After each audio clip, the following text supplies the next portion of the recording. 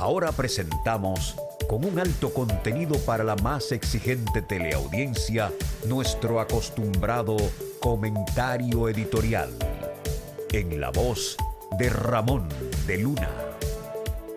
Mis amigos, el de hoy yo lo he titulado ¿Dónde fue que lo dejaron? Esa pregunta se le está haciendo el ministro de Hacienda, que lo es el señor Vicente, Jochi Vicente. Él está buscando un dinero que dice Danilo que lo dejó. Y lo está buscando por donde quiera y no lo haya.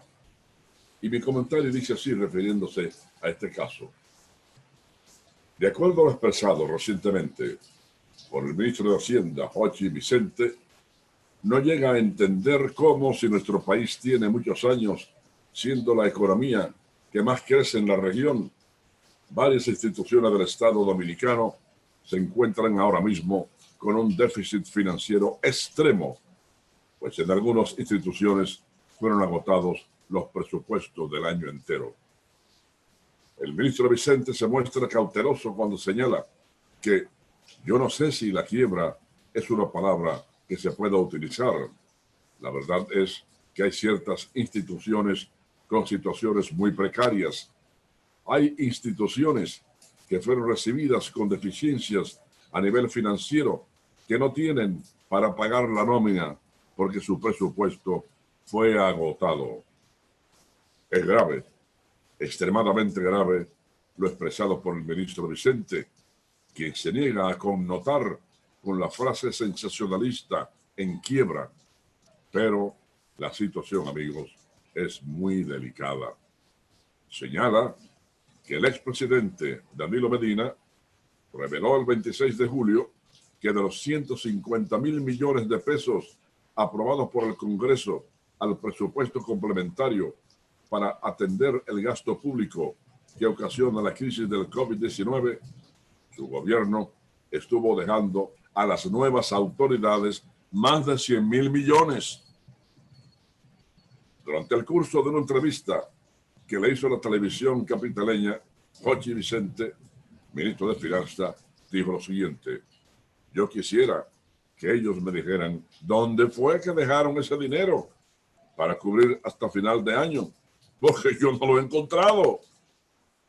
El mencionado ministro de Hacienda dijo también que sobre la eventual reforma fiscal ya el gobierno ha iniciado con la primera parte que tiene una reforma, que es la del gasto, añadiendo que la reestructuración y la eliminación de entidades del Estado y el recorte del presupuesto de algunos ministerios es una clara evidencia de esa reforma. Por lo visto, amigos, las autoridades anteriores no solo nos dejaron el COVID-19, sino también la epidemia que produce la escasez de dinero para que el Estado pueda cumplir con sus obligaciones más perentorias.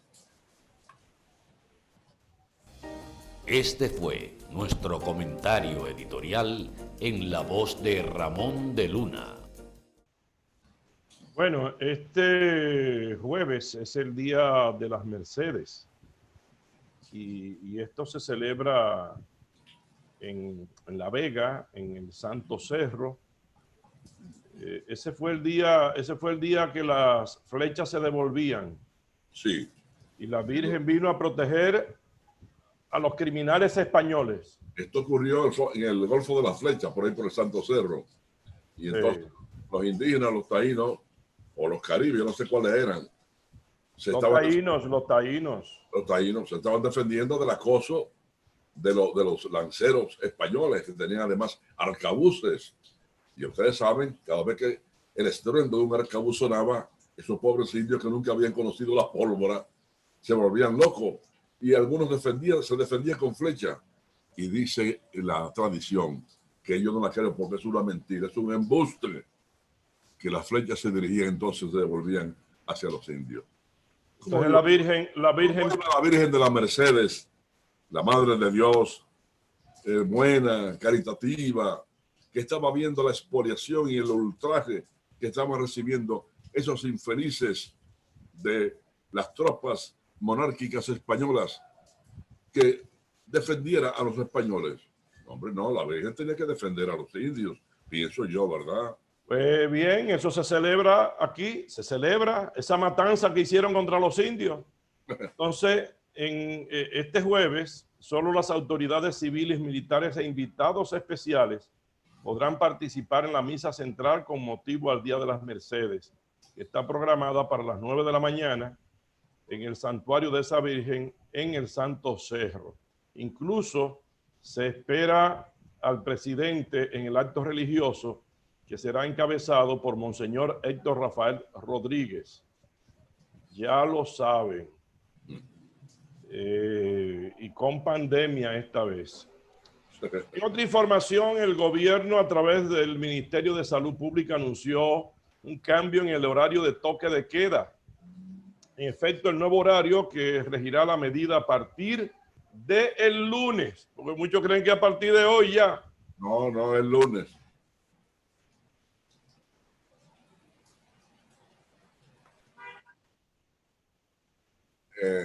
Va a ser hasta las 9 de la noche.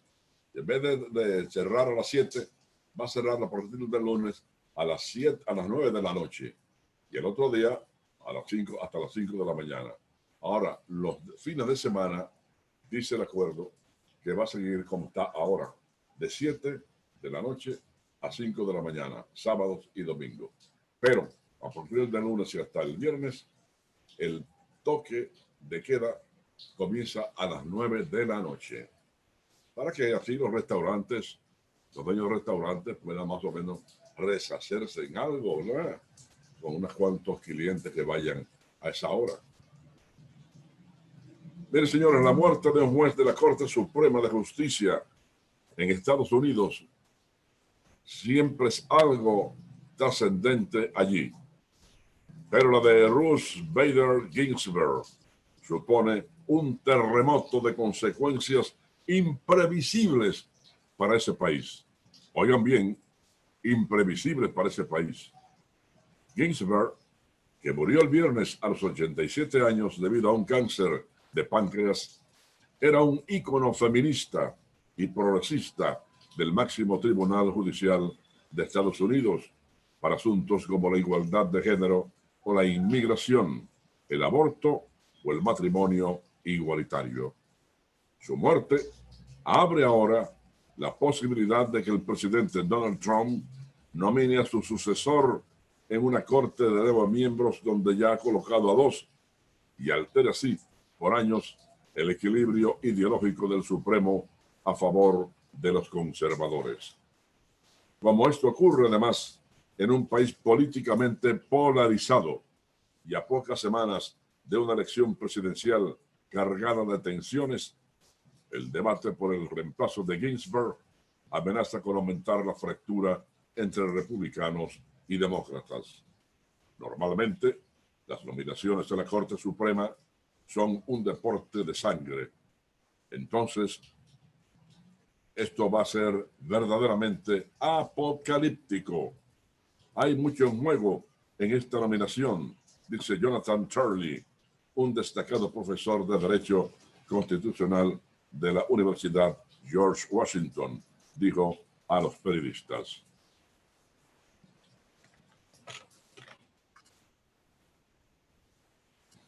Bueno, mis amigos, entonces, ustedes ven qué situación se está por presentar en Estados Unidos. Es más, ya está presente en Estados Unidos.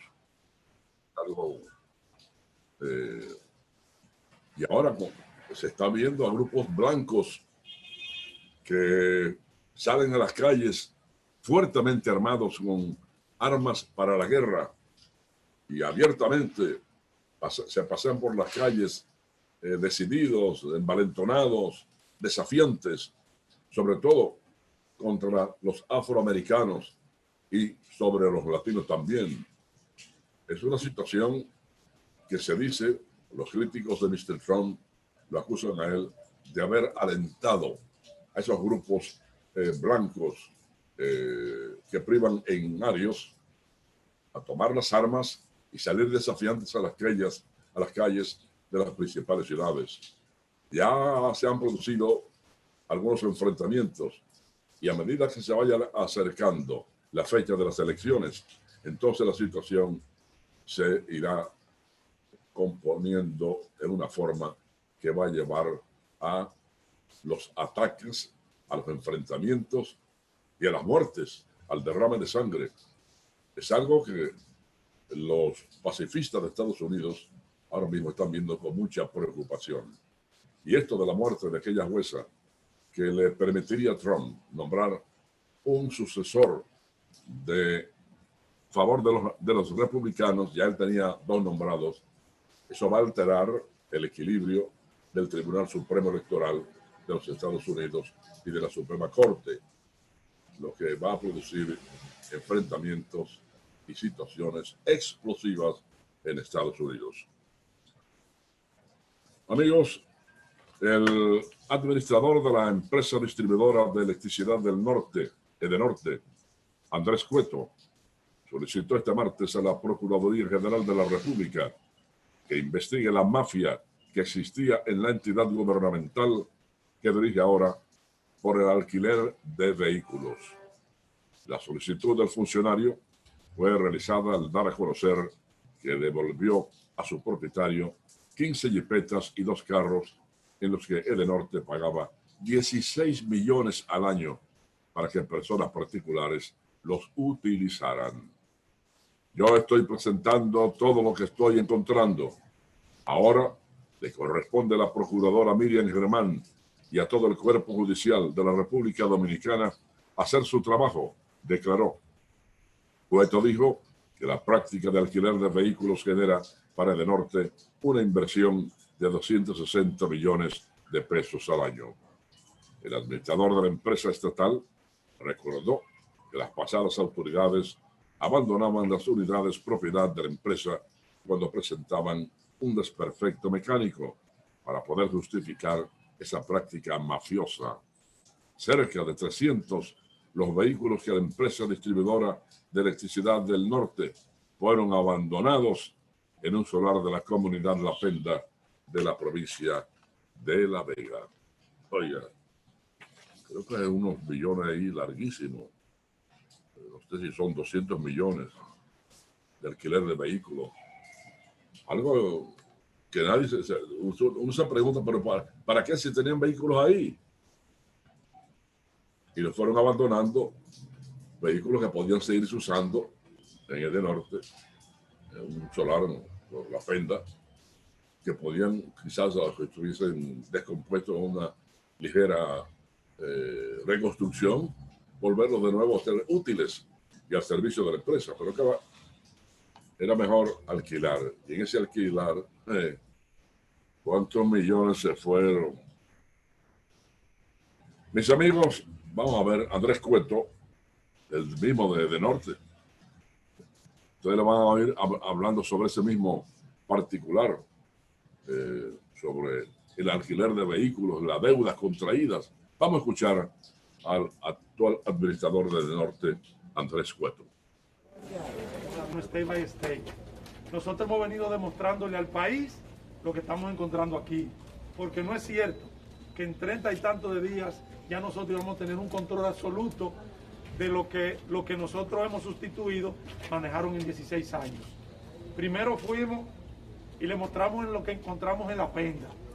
Ya de esos vehículos hay una buena parte que está rehabilitada, pero vamos a esperar el momento que esté listo la gran mayoría, o todo lo que nosotros podamos recuperar, para presentárselo a ustedes.